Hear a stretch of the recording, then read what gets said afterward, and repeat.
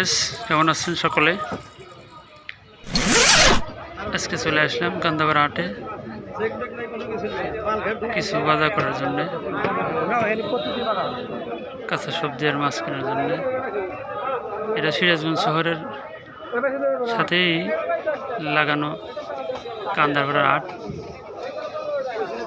এই হাটে ফাইন টাটকা টাটকা মাছ পাওয়া যায়।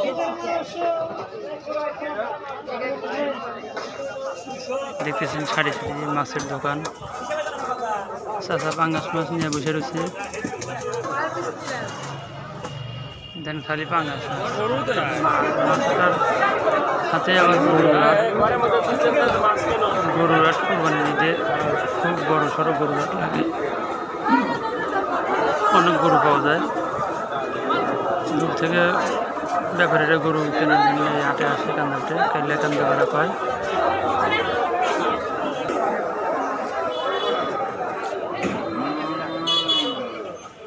হাটের গেটেই